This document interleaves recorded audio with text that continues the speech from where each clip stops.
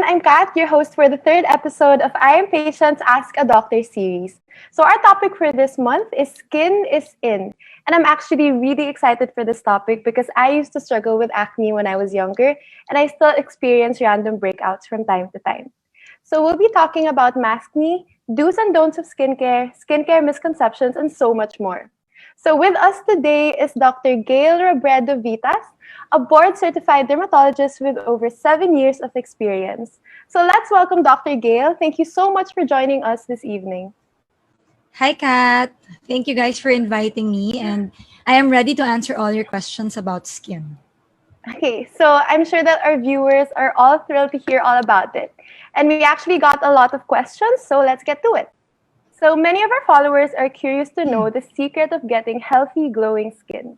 Sometimes it's so difficult to build a routine with so many skincare products to choose from. I mean, there are moisturizers, cleansers, toners, serums. So our very first question is, what are the essential components of a good skincare routine?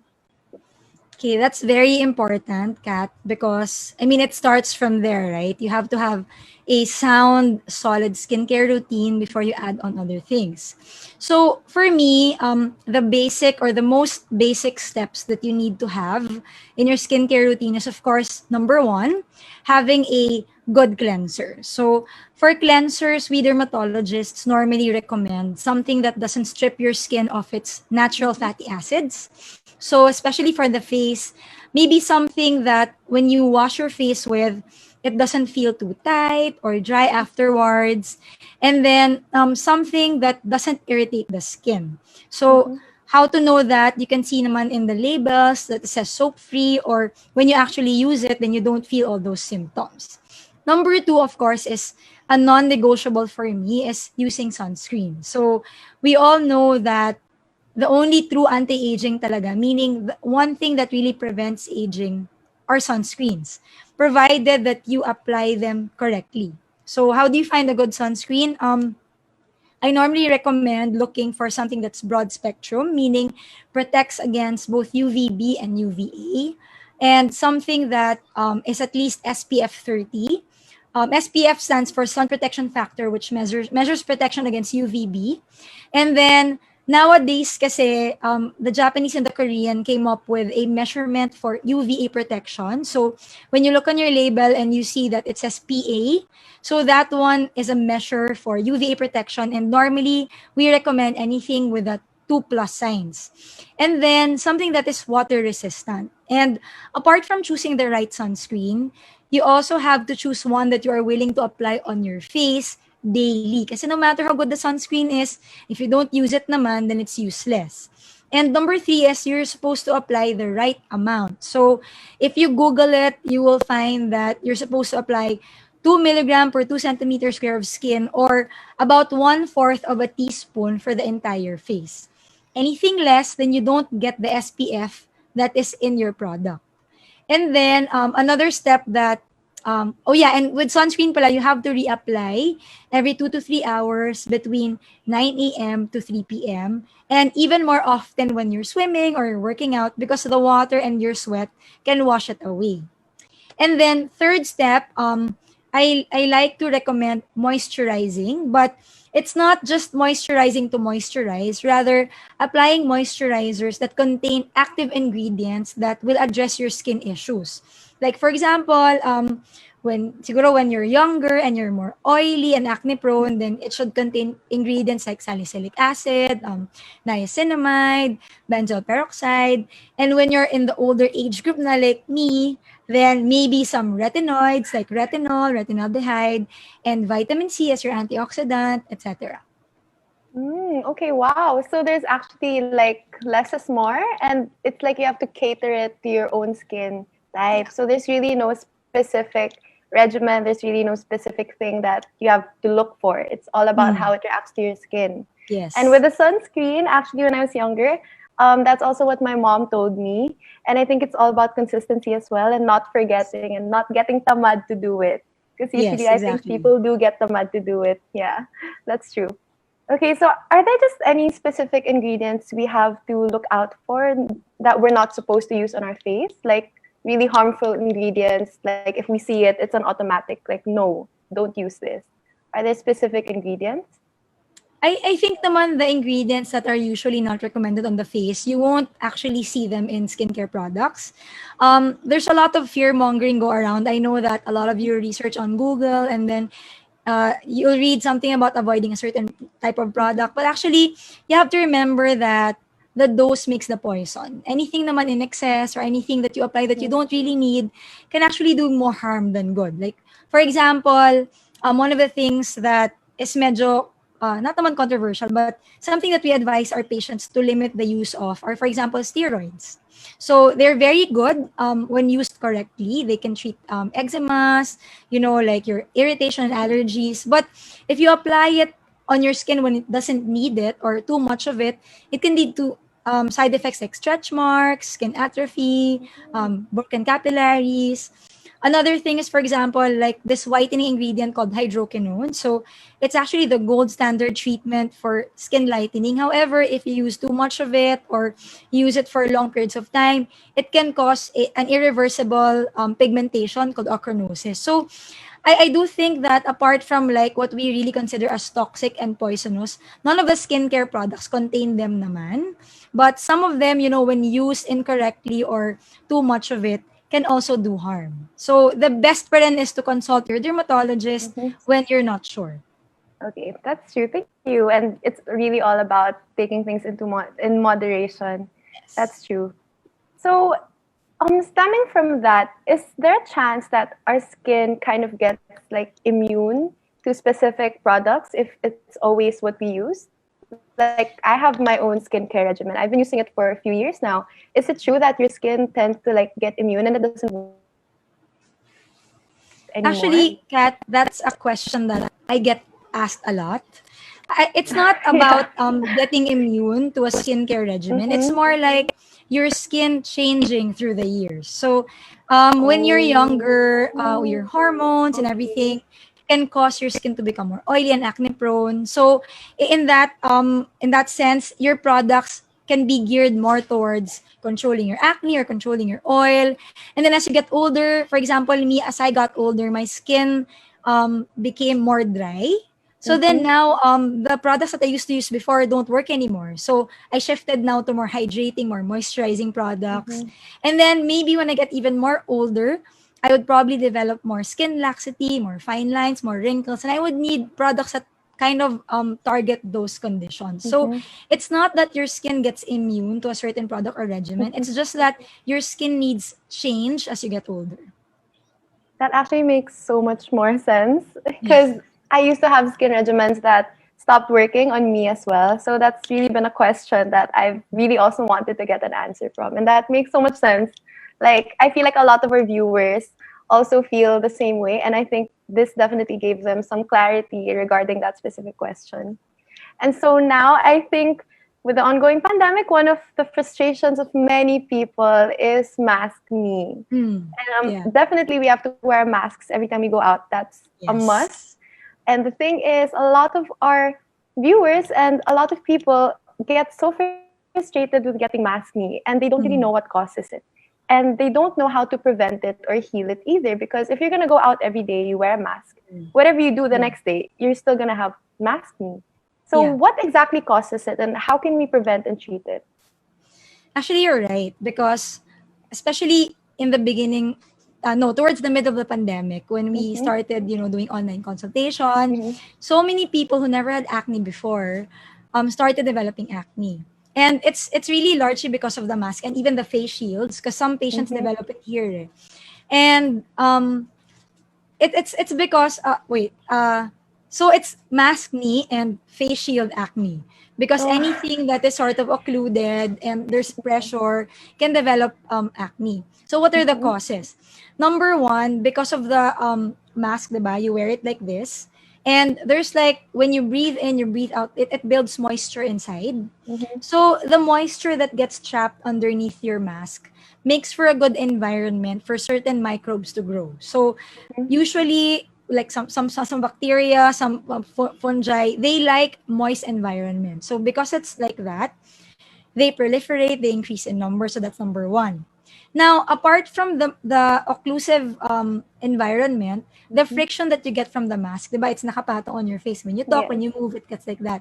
The friction causes some micro tears and irritation on your skin, making these microbes that grew in number enter your skin. So that's number two, and it's called acne mechanica. And of Mhm. course, apart from that, yung stress na rin, and sometimes the mask material, and for those who are using reusable masks, if you don't wash it properly, so all of them patong-patong na, they contribute to Uh-huh. creating that, ideal environment for bacteria and other microbes to grow. Now, how do we prevent that? Of course, like you said, we're all required to wear masks and face shield. I mean, there's really no going around it. You really have to wear masks. So Mhm. my advice is, number one, make sure that you properly clean your face before and after wearing a mask. And especially after wearing a mask, ako personally, I double cleanse because I wear my mask for at least 4 to 5 hours a day. Of course, because I go to clinic, I Mhm. treat patients. And immediately when I go home, I wash my hands and then I double cleanse. So how do you double cleanse? You can either use your gentle cleanser twice. You can apply a micellar lotion before cleansing, or if you're Mhm. wearing makeup or anything oily, you can use a cleansing balm before you wash your face. Number two, avoid applying ingredients that can be irritating before you apply your mask. So ano ba yon? Like certain acids, or even makeup. So if you don't really have to, then maybe a tinted moisturizer will do. And I always recommend to apply a barrier cream on your face. For example, me, I apply a thin layer of moisturizer plus my sunscreen, and they act as a barrier protection so that even if I put on my mask and there's, friction and everything, my skin is protected. Mhm. And then number three is, make sure that you don't reuse disposable masks because they accumulate, dirt and everything. And if you're using reusable masks, make sure that you wash them properly with a gentle cleanser. So don't na use yung mga detergent or anything super tapang, because that can also transfer to your face or your skin when you use the mask eventually. And then if you do develop like paisa-isa na parang pimples, there are Mhm. certain over-the-counter ingredients that you can use as spot treatment. So anything that contains salicylic acid 1 to 2%, either in a toner form or maybe a cream form, even your clindamycin 2%, sometimes they come in like those spot treatments. You can do that, and even benzoyl peroxide 2.5%, that's also okay. But of course, it's if nothing else works, then best to consult your dermatologist. Okay. So basically, there's no going around it. You just really have to make sure that you keep yourself clean, your face. Okay. I think that's an answer that a lot of our viewers also know, but I think it still frustrates them when they clean their face and everything, and the next day they're still maskne. Yeah. But then again, maskne will not go away in one night either. So it has to be like a regimen again, day in and day out. That makes a lot of But sense. then again, yun with mask ni din kasi you have to remember that it's sometimes it's not just the mask. Sometimes Mm-hmm. it's sleeping late, True. What you 'di ba? eat Parang and all getting that. stressed, 'di ba? Mm-mm. So True. it's actually like a combination of a lot of things.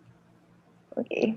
So now that everyone is just staying at home and they're starting to order like at home devices for laser, whitening, and all of these things. So I think what a lot of people want to know is that are these devices safe to use? Like yung mga radio frequency RF, mga laser light-based devices, or mga do-it-yourself facials at home. It's been a trend that's been like rising. It's gaining in popularity since people can't go to clinics. But is it safe to use? And are there any like adverse side effects? Yeah, so you're right. And in fact, that's another very important question that I get asked often too. Uh-huh. Because, since everyone's at home, they're looking for something they can do at home. Mm-hmm. In terms of safety, most of them naman, when used properly, as in if you stick to the Mm-hmm. instructions, safe naman sila. But when it comes to like IPL devices, I don't think they sell any lasers for home use because that's kind of complicated to make. But IPL devices, in terms of safety, as long as you don't use it and put the light in front of your eyes, it's Yeah. safe naman. Uh-huh. But yun na nga, there's a risk always of getting burnt and Mm-hmm. overdoing things. in terms of safety, I think most of them are safe when used correctly. I think the question is more, are they effective? So in terms of Yes, efficacy, that for also. example, for IPL devices, I think the home care devices that you buy online are low power and low energy because nga, the manufacturers want it to be more safe. Yes. So I still believe that in-clinic machines and in-clinic treatments are definitely more effective. Mm-hmm. At most, I would say with IPL home hair removal devices, maybe they can sort of prolong or the time where the hair doesn't grow or maybe make them thinner. But I'm definitely sure that they're not as effective as the ones that you find in clinics.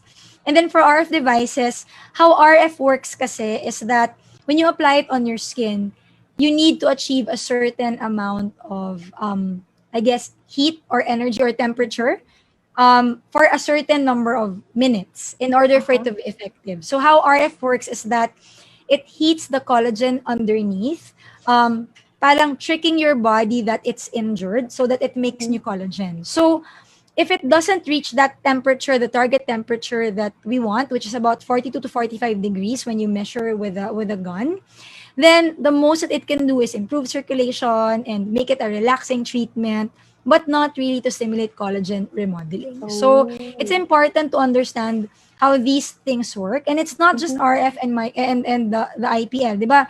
Marami din like mga the jade rollers or the gua sha and everything that claims Yes, to lift super the dami skin. actually. Yeah. In Parang it's fact, kind of I hard to feel like, discern na eh. yeah, 'di ba? Even Yeah. LED mask and everything, 'di ba? Yes, there's Yun, so if many. you guys are interested to know more about these home care devices, a bunch of dermatologist colleagues of mine and I did a series on Instagram. So if you want to Oh, see it, check out my Instagram at at Irene Gale, and you can look for the series that we did. It's all about home care devices, and each of us was assigned like a certain topic, and you can read about it. oh, that's gonna be really helpful. So, guys, take note at Irene Gale. If you guys still have so many questions about this, I'm pretty sure that series is gonna answer a lot of your questions because I have a lot of questions regarding this topic too. So that's Yeah. actually very helpful since I think a lot of people get tempted to buy online because Yes. they see a lot of hype, they see the Mm. marketing and everything. But when it comes to skin or anything you do to your body, it's Mm. so risky, and it's like, would you want to risk it? Like, is it worth the risk, diba? Mm. So I think like your answers definitely help because it's not exactly cheap either to buy these Mm. products. Mm. Yeah. So I guess if people want to be like super safe and hindi sila magsasayang ng pera, might as well just go to the actual clinic na lang and dermatologist. Yeah. But like like what you said nga, they're not naman Mhm. bad, except that you Yeah, don't wanna pay for something na you won't naman get the super results that you effective. want. So Yeah. yeah. So parang might as well get sulit na lang, go to the doctor, tas yung talagang all-in na ganun. Yeah, that makes sense naman. And I think another thing that has been a topic for so long is whitening products, Yes. especially for Yes. women, like in the armpit areas, in the bikini areas. Mm. And there's so many whitening products out there that promise you the results. Mhm. But is it are they really effective? Or are these whitening lotions, creams, are they not really that effective? Do you really have to go to the clinic and to undergo whitening treatments for it to be effective? Mm. Actually depends. So, in terms of whitening, first you have to understand why you get dark. So, the reason why people get dark is because of sun exposure. So, usually, when you go out under the sun, the UV radiation that hits our skin causes DNA damage. So, because our body is super smart, what it does when it encounters UV radiation, it tells our melanocytes to make Mhm. melanin. Okay, that's Mhm. why, di ba, when you go to the beach, you get Mhm. brown, you get tanned. It's actually your skin trying to protect itself from UV damage. Okay, Mhm. and then, di ba, parang after summer, then you stay indoors, you get lighter again. So that's what happens why we get dark, how we get light. Ngayon, or lighter. Ngayon, there are certain ingredients that are proven to reverse or diminish the amount of melanin on the skin. Okay, Uh-huh. so these are ingredients like your arbutin, your kojic acid, your niacinamide, even your hydroquinone, ano pa ba? Sometimes even your vitamin C, your retinoids, your morus alba. So there's a lot of ingredients out there. and you can use them safely as long as you know that it comes from a reputable company and the percentage is right. But if you use them and you don't do sun protection, then they won't work. It's like a tug Mm-hmm. of war between, the UV radiation and then the whitening ingredient. So it's Yeah. never gonna work. So Yeah. you cannot go into a whitening program without doing sun protection. Mm-hmm. And contrary to what most people believe, most whitening products can't really make you whiter than you can ever be. Meaning, Mm-hmm. I always tell my patient, check your butt or like that area of your body that never Yeah. gets exposed to the sun. And that's actually the lightest you can get. Okay. Now, there's sort of like, parang hindi naman siya loophole. Parang you can actually get super, super white. Like, for example, Michael Jackson. There's this medicine that we give patients with vitiligo if they really want to, parang make their skin pantay. But it's very dangerous because it really literally kills the melanin on your skin, making you super white, and you don't want Uh-huh. that. So Yeah. there's like that. And then Mm-hmm. there is a theory, although there's not many research about it, that Mm-hmm. says that if you take like certain medications, it can make your skin tone lighter than it is, but it hasn't been proven, so I'm not even gonna mention it. And Uh-huh. then one more thing about whitening is that it's very important to check the label and Mm-hmm. know what you're using and applying on your skin, because really honestly, my colleagues and I, we've been on a campaign against these underarm whitening products that get sold online and get sold in some stores even, that contain steroids. So a lot of them, some of my patients come to me with super really big bad stretch marks in their underarms because they have been using these underarm whitening creams for like 3 months to 6 months, and they contain, unfortunately, very potent corticosteroids that you're not supposed to apply for that long. And the side effects are actually irreversible, the Oh stretch mark. So, no. yes, always, guys, check the label, Mhm. ask your derm or ask your doctor friends if these are actually safe to be applied on your skin. So the best thing to do for whitening products is really to ask your doctor because it's Better. so Better. scary. Or, Yeah. or, or make sure that you check the labels. The Like a lot label, of yeah, yeah, whitening yeah. ingredients naman that are available over the counter, like kojic acid, arbutin, they're safe naman eh. Just make sure that you know what's in it and Mm-hmm. there's a label. Because a lot of products get sold online, whitening cream, but doesn't really say what's in it, diba? Yeah, So, I those mean, are it's your face, the it's your dangerous one. body. Yeah, you So want to know what true. you're putting in there, diba? Mm-hmm. I think that's definitely a problem that a lot of people also encounter. Hmm. It's like you see all these products online and you're so tempted to try them, but at the Yeah. same time, you don't know like if you're applying it for 1 month, should you apply it for longer? Are you just Yeah. not seeing results, or is it just Hmm. really not effective? Yep. Yeah, I think that's definitely like a thing that frustrates people also. Um, okay, so with all this information floating about skincare, a Hmm. lot of them are true, but a lot of them are also not that accurate. So now we want to debunk some skincare myths Hmm. with you. So for the first one, okay, this one I've heard this so many times in the past since I used to have acne as well. So Hmm. if you have acne or like oily skin, you shouldn't use moisturizer. Myth or fact? Okay, so yes, this one gets thrown, to us so many times, this question. I'll just give you a background first about moisturizers. So, moisturizers were originally invented in the past to put back. Kasi before, okay, let me start. So, before, cleansers were like meant to really clean the skin, to remove all the dirt, the oil, and debris. But because of doing that, it also removes the fatty acids and natural oils that you have in your skin. That's why, di ba, before, bata ka pa kasi, so you probably didn't, experience that before. But when I was younger, the squeaky clean, dry feeling on the face was like the thing.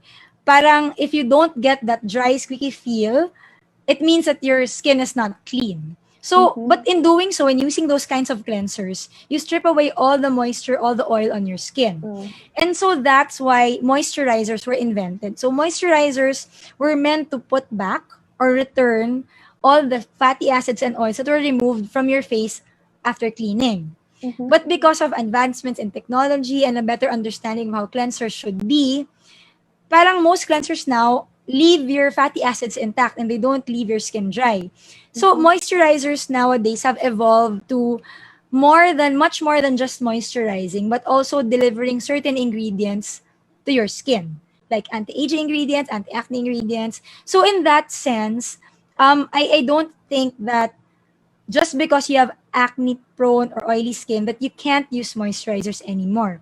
The thing lang is that moisturizers kasi come in so many forms. In fact, there are three types of moisturizers. You have number one, your humectants. So humectants are the ones that draw moisture to your skin either from inside or from the environment. So normally we put this on very, very dry skin so that it sort of draws water into that area. An example for that would be your urea. So when you apply that, it draws in moisture. Number two would be your emollients. So your emollients are the ones that, parang if you imagine your skin to be a brick wall, it's the mortar ba yun? It's the one that it's in the middle. So Oo, it yeah, goes gitna. inside your skin and sort of fills in the gap and locks in the moisture, moisturizes the skin. And the number three would be occlusives. So occlusives are the ones that when you put on your skin, it's like it seals everything in and prevents Mhm. the escape of water or anything from going in. So a perfect example of that would be your petroleum jelly. Yeah. So it depends on again what your skin needs at that moment. You can choose whatever moisturizer you think suits your skin. So if you have oily or acne prone skin, I would definitely not use an occlusive because that will just trap Oh, all the oil yeah. and dirt on your skin. And when you wake up in the morning, ayan na, Mhm. blackheads, whiteheads, and sometimes even acne. I would Yeah. probably use like an emollient that keeps the skin moisturized, but not definitely not an occlusive. Tapos if you have dry skin naman, like me, a balance of all three would benefit you the most. So it's not that okay, you can't use moisturizer, you have oily skin. It's more like choosing the right moisturizers Mhm. with the right ingredients that will suit your skin. So for oily and acne prone, I always recommend go for lightweight, either water-based or gel-based moisturizers with ingredients that actually help you control oil, like your niacinamide, your salicylic acid, etc. So that's the thing about No, moisturizers. that's the thing. Actually, I really struggled with that when I was younger because I was really, really oily, like in high Yeah. school, in grade school. And it's like I didn't really know what I had to put on my face. So there's a time my face was always so dry. So I was Yeah. using super strong cleansers. And Yeah. then I Yeah. would use like an oil-based moisturizer pa. And then I really Yeah. didn't know. So I'd get more pimples pa. So it's super true what you did Yeah. mention beforehand, na like, as you age, the needs of your skin change. Because Mm. I did notice myself like using different kinds of moisturizers, when like, I guess the hormones, like they weren't as strong as they used to be during Mm. puberty.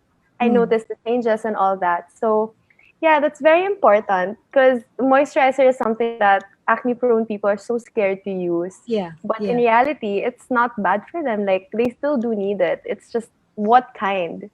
Yeah, Yeah. so I think that's a very helpful response. Yeah, I And think if they you should change apply, na nga eh. They shouldn't call it moisturizers anymore. For some that don't contain a lot of emollients and ano. Kasi para natatakot yung people get tao, scared of it. Yeah, yeah. Oo. like me before. So if you apply moisturizer every day, is it true that your skin becomes like lazy and loses its ability to stay hydrated on its own? Like, is it gonna become dependent na on the products you're using? Is it true or is it just a myth? For me no, because we actually have different skin types. Like for example, there's actually four basic skin types. So people with dry skin don't produce that much oil. That's why they're dry. So parang it's like a characteristic wherein you don't have enough oil glands or your oil glands don't produce enough oil. So you're really dry, diba? So Mm-hmm. that normally doesn't really change abruptly depending on the ingredients that you use on your face. So if you have dry skin, definitely you need a moisturizer. When you have oily skin, it means that you either have too much oil glands or that you produce more oil. So again, that one can be influenced by your hormones, your lifestyle, but it doesn't change abruptly. And applying moisturizers will not affect how your sebum or your oil glands function. And there are certain types of individuals that lack certain genes that keep moisture. Like, for example, those with skin asthma. So they have a defect in the filaggrin gene, which doesn't allow them to keep moisture. So whatever they do, water's just going out, going out. So they're always dry. And applying moisturizers will not change that. It won't make their skin, lazy and not apply moisturizers. In fact, that definitely will help them. So it's not like a switch, an on and off switch that you can sort of control. Although the body does have a feedback mechanism, but in terms of moisturization, it hasn't been studied and nothing shows that you can turn it on or off.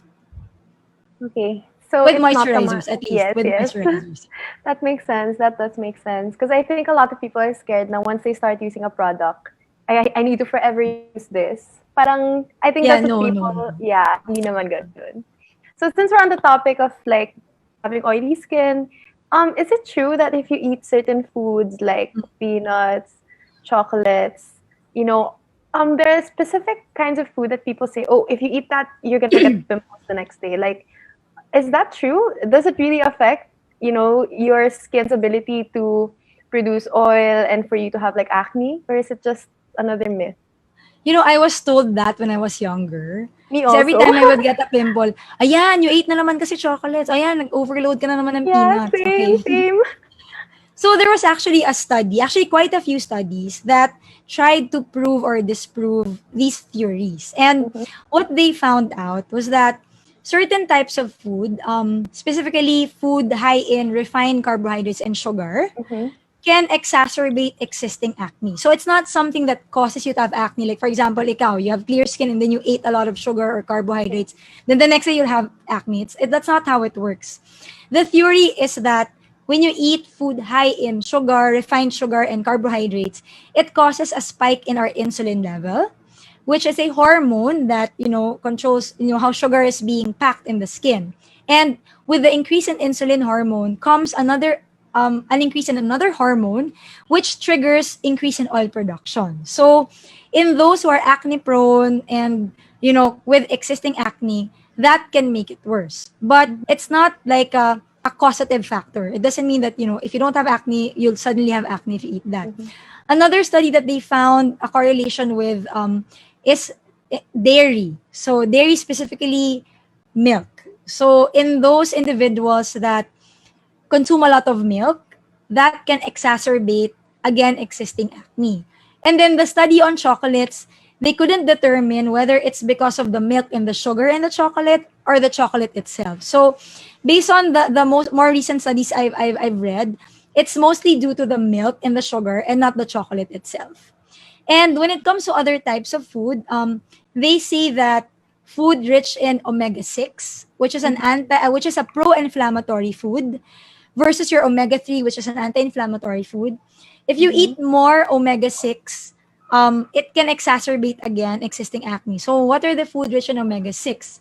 Your peanuts, your chicken, your eggs, and anything fried in vegetable oil. So there is some evidence that sort of points to the fact that eating certain types of food can make your acne worse, but Mhm. definitely they will not cause them. Oh, okay. So I think that's helpful, definitely, because for people who already have acne, you guys know what specific food to avoid. But for those who don't have acne at all, then just keep eating. Eat away. So, okay. Another thing that a lot of people ask is that does eye cream really work? Do they actually work in treating dark circles? Because a lot of people say you really need it, but then on the flip side, a lot of people say you don't even need it at all. Like it's fake. Is this a myth or a fact? Like, do eye creams really work? Do they treat dark circles? So when it comes to eye creams, okay, so what you have to understand is the skin in the eye area here is very much different than the skin on the cheeks, the foreheads, Mm-hmm. the chin, the forehead, the chin, because it's very thin. In fact, it's the thinnest skin on the body. But having said that, if you just want to moisturize it and protect it, you can actually choose any face cream Mm-hmm. to apply on the eye area. But if we're talking about like anti-aging ingredients containing your actives like your retinols or your alpha hydroxy acids, you may want to tone down a little bit in terms of concentration and percentage in the eye area. And most eye creams are formulated to be safe to put around this area. So if you're concerned about, say, wrinkles, fine lines, and problems around the eye area, I would definitely recommend an eye cream just because usually they contain actives that are well suited to this area. Okay. When it comes to dark under eye circles, I think it's very important to determine first what causes the darkness in your under eyes. So, for example, me, you can't see it because I have concealer, but I really have dark under eyes, and it's because my skin there is very thin and I have a lot of blood vessels underneath. So, there's this thing called Tyndall effect, wherein whatever you can find underneath the skin reflects towards the surface and it looks bluish to grayish. So there are days now when I'm super puyat and super tired that my blood vessels are so engorged that my eyes are really dark. So when I don't sleep well, when I'm super stressed, there are days naman na parang my blood vessels are constricted and my eyes don't appear as dark. Number two, it can actually be pigment. So for those who always have eye allergies, who always rub their eyes, there's this thing called post-inflammatory hyperpigmentation that can make this area dark. So if you don't treat your allergies, your irritation, then they'll always be dark. And what can be used to treat that are lightening ingredients or avoiding your triggers. And then number three is like familial hyperpigmentation. So we see them on like our Indian friends, di ba parang they really have dark under eye circles. So with that, you can use sometimes lasers or even lightening cream. So it really depends, number one, on the cause. And I do believe that eye creams have, like a purpose in our skincare regimen. They do target certain problems and conditions, provided that, of course, you read the label again and they contain the right ingredients. But, parang tinatanong sa akin always, can I use my face cream on my eyes? Your moisturizers, sunscreens, by all means, yes. But if you want to look for actives, better pa rin to find an eye cream or a product that contains, like less concentration of active ingredients that's safe to put in the eye area. I've actually always heard that one. Na parang it's very tricky daw. Kasi it's like a really like thin area. So I think that makes sense because, for half of the people who speak about it, they say it's effective. But for the other half, they say it's useless. So it's all about also finding out why you have dark like under eyes in the first place. Yeah. That makes sense. So okay, so we're down to our last question, and I think this is like a myth or a fact that I'm not even sure if it's really true. They say that drinking water really hydrates your skin and it clears up your skin if you have acne. So when we were younger, they always told us to keep drinking water. If you have pimples, just flush it out with water. Is this a myth or a fact? Okay, so that's a good question. Drinking water is definitely good for our body. Our body is made up of 75% water, and you can actually die in days if you don't drink water. Okay, so we need that our skin has water, but drinking water does not necessarily provide or give moisture to the skin, not automatically. Because if that were the problem, then people with dry skin would just drink water and they won't have dry skin. But that's not the issue. So definitely hydrating your body and by drinking enough fluids is important, but it's not enough to address or target dry skin. And it does aid in cleansing the body, but the pathophysiology of acne has nothing to do with how much water you drink. So it will not stop you from getting acne.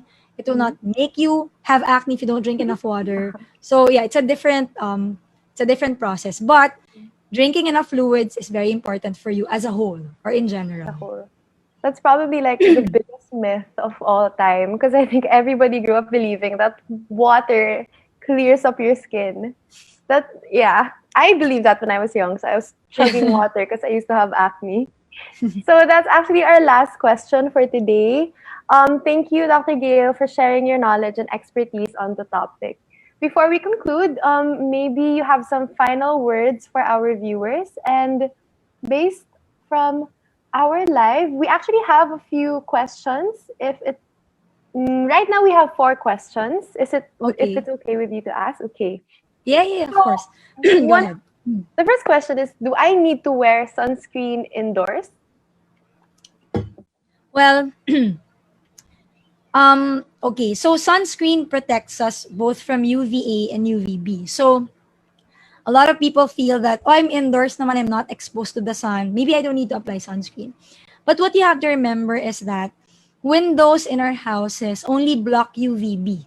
So it lets in UVA, which is actually the aging ray. So a lot of people during the pandemic, they're like, I'm indoors naman, it's okay.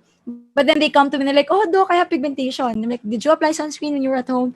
No, I didn't apply sunscreen. Yan. So, yes, it's important to apply sunscreen even when you're indoors, especially if you are by the window or exposed to the window.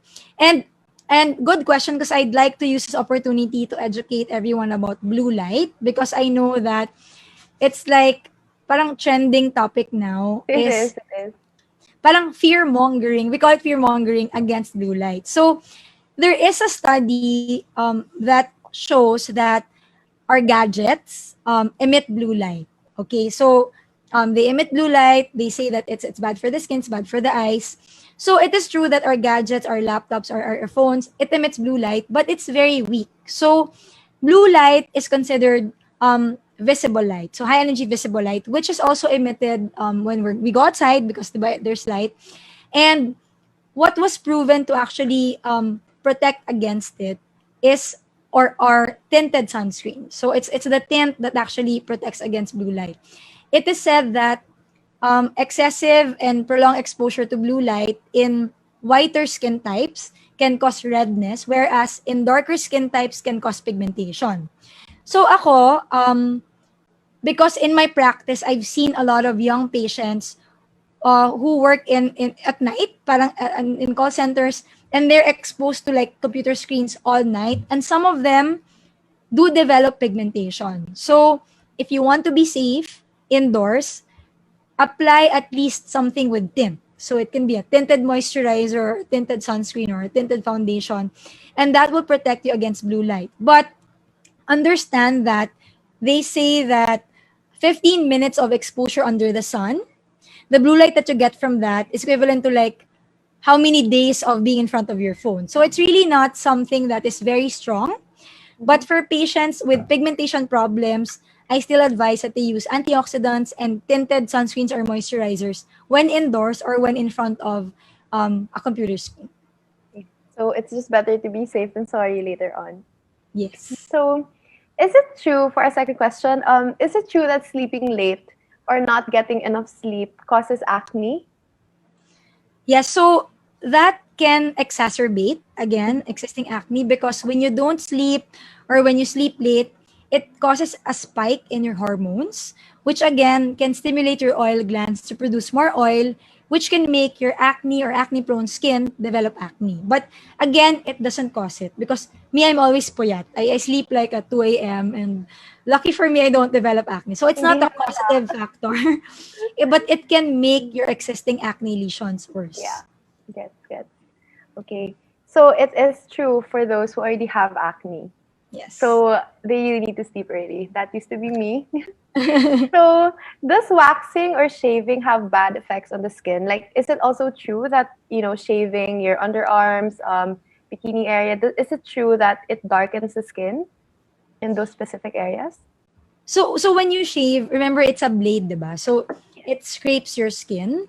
Sometimes, diba, that's why sometimes you get sugat. Yes. So shaving for me is not naman bad as long Mhm. as you don't go against the grain. Because apart from nicking the skin, it can cause ingrown hairs, etc. Yes. And it Uh-huh. is indeed one of the causes why people have dark underarms because of the trauma. Okay. But for Mhm. me, if you do, as long as you do it correctly, I usually recommend to apply like a shaving cream or something that protects the skin from the blade, so that when you do that, it doesn't scrape your skin. And to not go against the grain, it's fine. Same with waxing. So with waxing, kasi syempre when you pull the hair on the skin, sometimes parts of our skin or the top layer gets removed also. So in doing so, you make your skin more vulnerable to like the environment, the outside environment. So it can easily get irritated, it can easily get infected. And sometimes the act of plucking or waxing or pulling the hair can cause a subacute inflammation, which can later on cause darkening. But it's not naman true for everyone. So I've seen patients who are super sensitive talaga that when they pluck, they always get folliculitis, and it's a sterile folliculitis, not even bacteria, it's just inflammation. So I think it's more like knowing your skin and understanding how your skin reacts. If you want to remove hair, it's easiest to just do laser hair removal, in my opinion. Yeah, that's true actually. And for It's more laser hair permanent removal, pa. Yeah. yes, yes. I think a lot of people kasi like they did start like laser hair removal, pero because of the pandemic, parang Yeah. so that's definitely why like yung mga IPL and all that, Yeah. talagang nauso din siya. Yeah. So for our fourth question and our last one, how do you get rid of atrophic and hypertrophic scars? Is laser the best treatment? Okay, before I answer that, I have to explain first how scars happen or how they develop. So any injury in the skin, for example, any kind of wound, it's not just even acne. So acne, chickenpox, whatever, any injury in the skin, when your skin heals, it makes up for the lost collagen, right? So depending on how your skin responds, if there's too much collagen production, then it appears as a hypertrophic scar. So hypertrophic scar is something that is a little more than the wound itself. It's over the skin. And when your skin makes too little collagen, then it results in an atrophic scar, or what we call the depressed scars. Now, in order to treat atrophic or depressed scars, we have to do something that can stimulate collagen remodeling to make up for what's kulang. And in this way, you can do anything that injures the skin in a controlled manner, not just laser. So laser is one of them. You can also do like microneedling, RF microneedling, subcision, sometimes punch elevation, anything, sometimes dermabrasion, chemical peel. So anything that injures the skin to promote collagen production, because our skin will not make new collagen unless we injure it. So Mm. those are the things that address the atrophic scars. Now hypertrophic scars is a different problem. In fact, in my opinion, it's much harder to treat than atrophic scars, because then you have to like get rid of the excess collagen. And in my clinic, we do have treatments for that. It's either we do intralesional steroid injection to flatten the excess skin, or we can do light cautery, or sometimes we even do lasers also to just flatten the skin and make it even. However, with all these treatments, again, you stimulate collagen, right? So there's always still a risk of it coming back the same or recurring. So Oh, with okay. scars, I always explain to my patients, that's why for acne, it's really best to treat your acne while it's still starting and to Yeah. catch the inflammation, because when you develop scars, your skin will never really go back to 100%. At most, Yeah. based on my experience, 80 to 90% normal. But so that's why prevention and catching your acne early is still the best way to prevent scar. That's true. I used to have a lot of scars Ren, when I was younger, so that's definitely true. But I think another question people have is like there are a lot of ointments that Mm. promise the removal of scars. Mm. So do these actually work, or do you actually have to go to a clinic to get anything done on your scars? Actually, there are a lot of over-the-counter anti-scar creams that contain silicones and teleasiatica, and they do help, especially if you apply them early on. So normally, Mm. in patients who underwent like surgery or whatever procedure, Mm-hmm. you may actually apply them once the scar heals. So once the not the scar, once the what do you call that, the wound heals. So Mm-hmm. normally 10 days to 2 weeks after the, let's say, the operation, I advise my patients to start applying, the silicone and centella asiatica gel, and they do work. They just have to be consistent about it. Normally, I recommend applying it twice a day, massaging the product onto the scar or the wound for about 10 to 15 seconds, and to do it for 1 to 3 months. So it Oh, doesn't guarantee that you won't develop like an ugly scar, but it does help with the healing. And studies prove that it stimulates collagen production in a controlled way so that it doesn't go overboard or it doesn't produce too little. okay. So it's also best to catch it when it's just a fresh scar because Yes. it's harder to like remove na pag matagal. Yeah, but then with scars, kasi a lot of things come into play. It's your skin characteristics. Sometimes the traction when you're moving, di ba? Syempre, when, for example, there's a wound and you like suture it like this. If your skin keeps moving, then it can't heal properly. So that's Yeah, why I that's tell my true. patients, that's why I had two cesarean sections for both my kids. I really wore a binder for like 3 weeks and I wore like a girdle for like 6 months so that my skin doesn't move. And now if you look at Yeah. it, it's just a super, super thin line that you can barely see. So it really helps. It really helps. Parang you have to like guide it to heal, ganon. Yes, yes. You have to let it heal. You Yeah, have to let it heal properly. talaga. It's so hard naman pag Yeah. mabilis ka mag-scar na tao. Yeah, and it's genetic din and that's why, di ba there are people that are keloid formers talaga and Yeah, like alam ko nga like genetics rin yung scars, alam ko genetics rin a lot of yes. times yung mga pigmentation. Even Kaya stretch parang, marks is genetics. yeah, even that. So parang like, I think a lot of people have like first get frustrated then because they try so many things, but Yeah. at the end of the day, kung genetics mo kasi talaga yun, it's like you can't really do anything about it rin. Yep. So thank you so much, Dr. Gaile, for sharing your knowledge and expertise on the topic. Before we conclude, do you have some final words for our viewers? Yeah, so yeah, again, thank you guys for inviting me here. And with skin and skin treatments and products, there's so many things I know that all of you want to learn about. And I'd like to take this opportunity to invite you to follow me on Instagram at Irene Gale and on YouTube. I have a YouTube channel also, Dr. Gaile Robredo-Vitas, where I talk about a lot of things about the skin and common concerns that you might have and that you might learn from. So if you have time, if you're interested to know more, please follow my two social media channels. So we're definitely gonna be posting that on Facebook and Instagram, so you guys won't miss it. Just check the I Am Patient Facebook page and Instagram account, so you can also find Dr. Gaile's social media accounts on there. So I'm sure all of our viewers have learned a lot from the session tonight. I mean, I know I did. I hope. A lot of questions. It definitely helped. And I'm sure a lot of people picked up a lot of things. And for those of you who want to build a new skincare routine, who want to try who wants to try like new products, we would just like to remind you that a lot of the things discussed earlier may not be applicable to all skin types and patients. So you still have to be careful. And if you're in doubt, ask your specialist. So before we end, we'd like to invite everyone to register on I Am Patient by going to www.iampatient.ph. For those who want to consult with Dr. Gaile, you may find her profile on the platform as well. Thank you. And once again, I'm Kat, your host for this month's Ask a Doctor episode, Skin is In. And once again, this is Dr. Gaile Robredo-Vitas. So book your appointments through I Am Patient. No more waiting. Thank you.